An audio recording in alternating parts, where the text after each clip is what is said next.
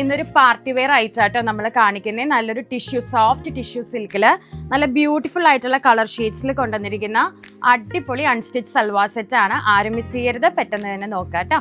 Yoke പോർഷനിൽ ഇതുപോലെ നല്ല ഹെവി ആയിട്ട് ഹാൻഡ് എംബ്രോയിഡറി ആണ്, കട്ട് ബീഡ്സ് ആണ് നമ്മൾ കൊടുത്തിരിക്കുന്നത്.